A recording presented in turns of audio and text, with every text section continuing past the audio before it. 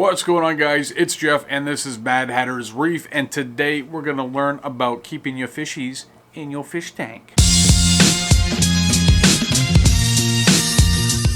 What's going on, guys? We're back with another video, and if you're new to what we're doing here, this is where I talk about everything reef tank related. So if you love reef tanks like I do, make sure you smash that subscribe button.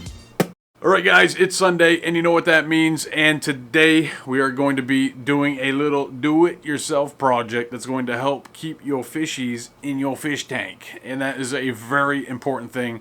One of the most common fish-related deaths in this hobby is fish jumping out of your tank. So today what we're going to be doing is taking a look at a project to help keep those fish in the tank. So let's jump into it. Alright guys, so we're outside and we're going to kind of talk through some of the stuff that we're going to need for this do-it-yourself project. And first things first, you're going to need some measuring tape or a yardstick or something like that to measure your aquarium. You're also going to need a Sharpie, preferably not a black one, if you're using the black frame, something that's going to show up on that frame so you can make your cuts. Then you're going to have the Innovative Marine do-it-yourself mesh lid clips, and these are sold with their kit and also individually, and what they're going to do is basically hold that screen lid in place after you cut it to size, so it's staying flush with the aquarium top.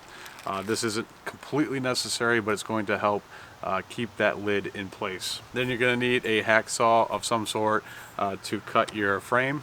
Then you're going to need the screen kit, and this is also available on Amazon. It comes with the clip. This is basically everything that you need, and it's about half the cost of most of the do-it-yourself fish tank lids that are out there.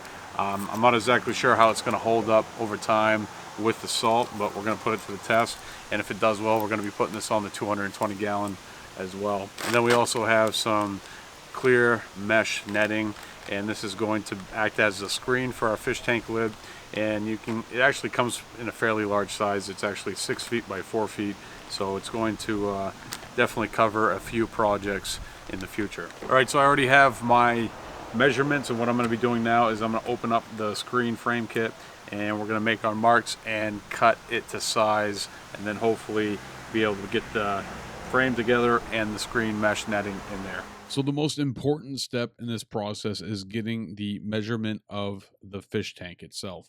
Now, I wanted to have this lid on the inside of the tank, so I needed to measure the inside of the glass. And for me, where I use those Innovative Marine clips that are going to suspend that lid inside the tank, I needed to compensate for the space that was going to be used by the clips, which equaled out to about 1/4 of an inch on each side. One thing that I didn't take into consideration when I was making my initial cuts was the corner pieces that hold the frame together.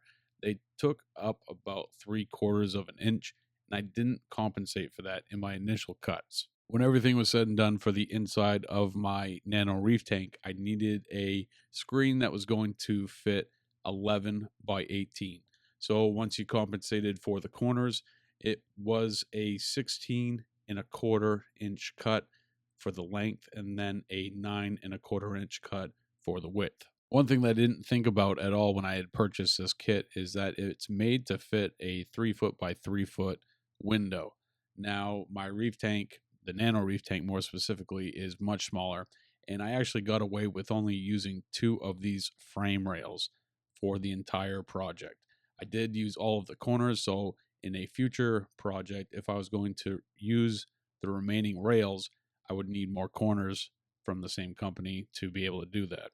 So the first step was to remove the screen kit out of the packaging and take the spline out of the frame rails, and basically from that point, once I figured out what my measurements were, all I needed to do was mark the frame rails and start cutting. Really, when I thought about doing this project, I wasn't 100% sure if I was going to do it for the 220 gallon or try it out on the nano first, but I haven't really done much with the nano over the last couple of months, so I really wanted to get going on that tank, and I figured this would be a good way to get things going with the nano reef tank and get it so I can actually start putting some corals in there, because there's absolutely nothing in the tank, and I just have a couple of fish in there, no inverts, and I figured this would be a good project to get that tank up and going. So here's a very helpful tip for this project. If you are going to use a hacksaw to cut the frame, I would definitely recommend that you use a 32 teeth per inch blade. It's going to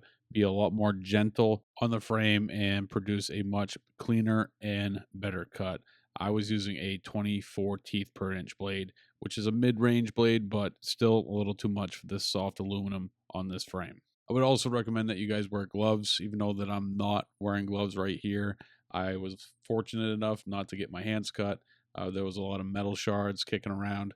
So this is definitely a project that you're going to want to do outside and wear some gloves so you can avoid any nasty cuts or metal splinters in the hands. Once I had all the pieces cut, it was pretty easy to get the frame together. It really was just plug and play.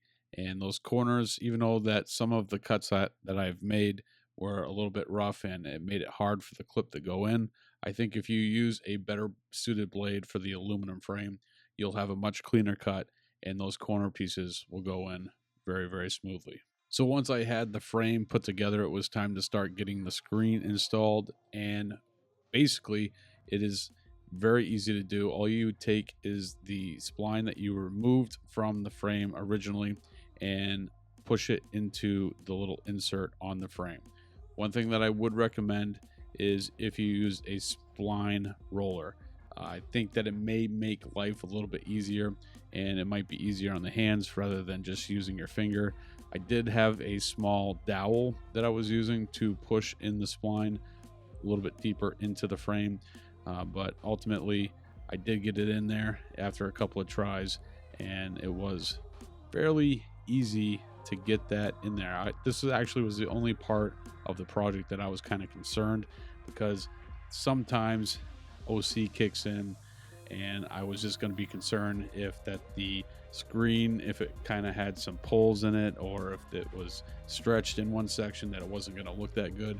I did at one point hit the reset button and start it over because it wasn't ending well once I got to a certain point.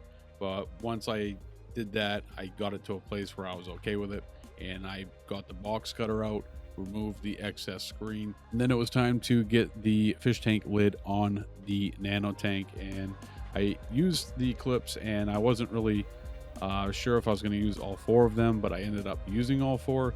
And towards the back where the cables are, it did kind of help to have that clip there, but ultimately the fish tank lid came out square.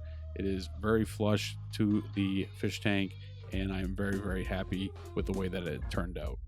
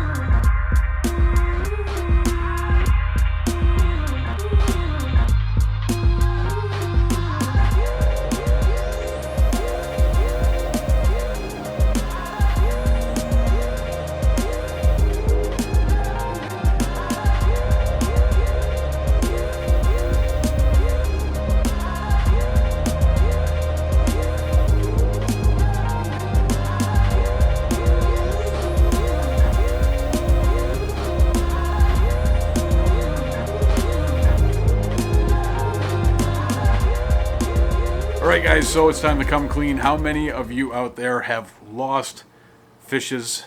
I hate that word, fishes. How many fish have you lost due to the Free Willy syndrome that happens to claim more lives in the marine fish hobby than any other cause?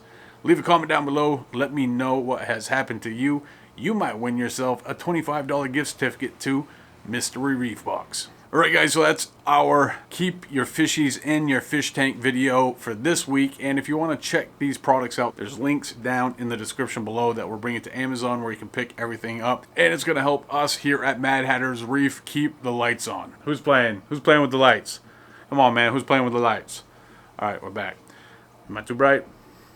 Don't play with the lights. Alright guys, that's it for today's video. I want to thank you guys for joining me today And if you're new to the channel, don't forget to hit that subscribe button and the bell so you can be notified every time that I upload a new video. If you enjoyed this video, hit the thumbs up.